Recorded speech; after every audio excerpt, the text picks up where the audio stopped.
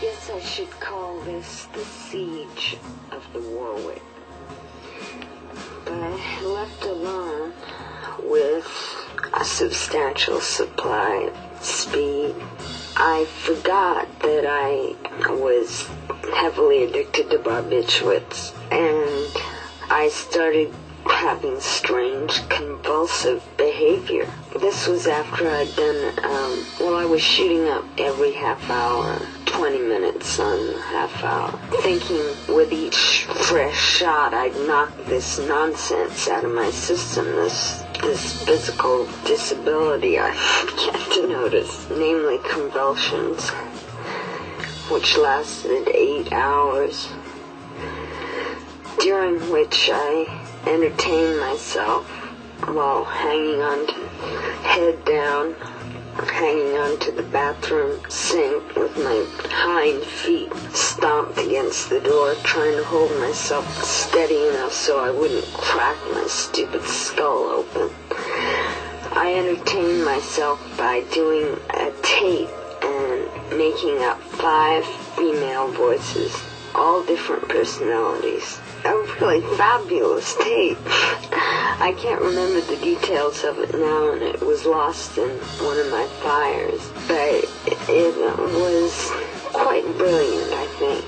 At the end of it, when I realized that I had to get barbiturates in order to stop the convulsions, something was zinging in my head.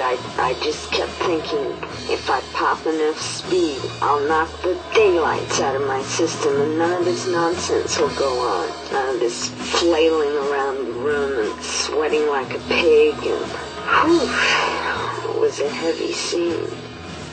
And when I finally cooled down to an extent where I thought I was calm, cool, and collected, far be it from the reality, but comparatively I was in pretty good shape. So I flipped on a little moo-moo, ran down barefoot, taking the stairs to the lobby, and on my eye caught a mailman's jacket and a sack of mail in the hallway. And before I knew what I was doing, I whipped on the jacket, flipped the bag over my shoulder, and flew out the door, whistling a happy tune. Got halfway round the block, and suddenly I thought, my God, this is a federal offense, fooling around with the mail. So I turned around and rushed back, and bam! The manager was there, and he just ordered me in the back office, standing there. And so I began to articulate as cautiously as I could and inquire as to what I might be held for. Not one of them would answer me. They telephoned an ambulance from Bellevue, packed me into it. 5 policemen, I wasn't much of a match against them, and was rushed to Bellevue, which is one of the most insane institutions I have ever walked hallways of. I proceeded to tell the doctors I was back in convulsions again, which is really a drag. And I proceeded to tell all the attending doctors and nurses and students that I was heavily addicted to speed and barbiturates, that I'd run out of barbiturates, and that I'd overshot speed, so that I was in this state of convulsion. I could speak sanely, but all my motor nerves were going wild, crazy, flipped out, insane motions. So I looked like I was out of my mind. If you just listened to what I had to say, it was sane. But if you looked at me, you wouldn't bother to listen. And none of them did. Oh, God, it was a nightmare.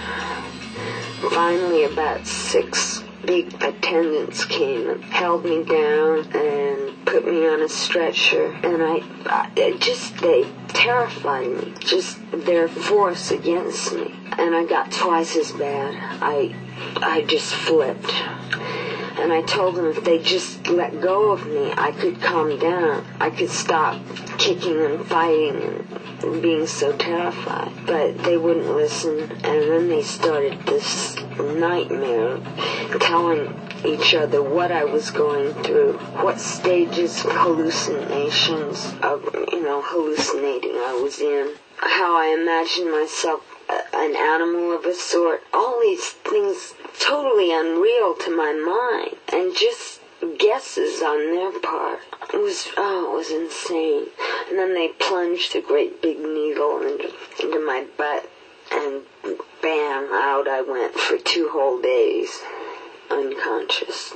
And when I woke up, wow, rats all over the floor, wailing, screaming, and the food, my God. We had potatoes to be eaten with spoons, bread, all carbohydrates. Oh, it was really an experience, since I was out, having run away from a private hospital when I went into the Warwick. I told them, the doctors at Bellevue, that my own private physician was responsible for me, so they finally contacted him after 5 days, and he came and got me out. But it was one of the most terrifying experiences I've ever been through.